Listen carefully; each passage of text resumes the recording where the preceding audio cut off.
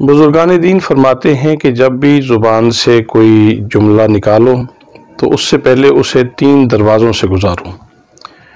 सबसे पहले ये देखो कि जो आप जुमला बोल रहे हैं वो सच्चा है या झूठा है, यानी सबसे पहला दरवाज़ा जिससे आपने अपनी बात को गुजारना है वो सच्चाई का दरवाज़ा है। जब आपको ये बात कन्फर्म है कि जो बोल रहे हैं वो सच्चाई है, तो फिर उस बात को अहमियत के दरवाज़े से गुजारें कि बात अहम कितनी है, मौका व महल की मुनासिबत से उसका कितना ताल्लुक़ है।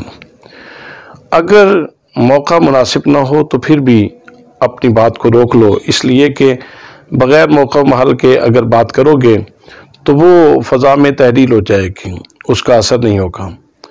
तो दूसरा दरवाज़ा जहाँ से अपनी बात को गुजारना होता है वो अहमियत का दरवाज़ा है।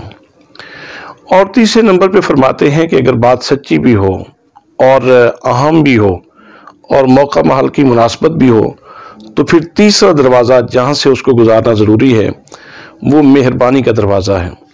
आप ये देखें कि आप बेशक बहुत बड़ी सच्चाई बोल रहे हैं, बहुत बड़ा सच आपकी ज़ुबान से निकल रहा है और जो बात आप कह रहे हैं वो इंतहाई कीमती बात है, लेकिन अगर उसके अंदर मिठास नहीं होगी, उसके अंदर नरमी का पहलू नहीं होगा, तो फिर हो सकता है वो सच्चाई आपके गले पड़ जाए और आप अपना फ़ायदा करने के बजाय नुकसान कर बैठें।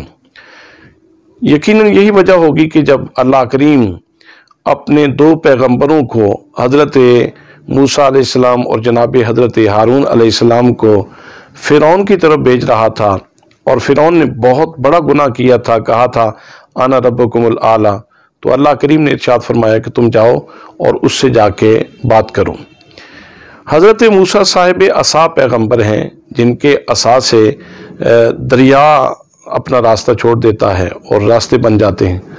तो साहिब असा पैगंबर को, साहिब मौजज़ा पैगंबर को भेजा जा रहा है, लेकिन उन दोनों को ये हुक्म दिया जा रहा है कि उससे जाके बात करो। फ़क़ूला लहू क़ौलन लय्यिनन, याद रखना जब उससे बात करना तो ज़रा नरमी से करना। इसका मतलब ये है कि अपनी बात को पुरतासीर बनाने के लिए इन 3 दरवाज़ों से गुजारना बहुत ज़रूरी है। अल्लाह करीम हमें इस हिकमत व दानाई को अपनाने की तौफ़ीक नसीब फरमाए।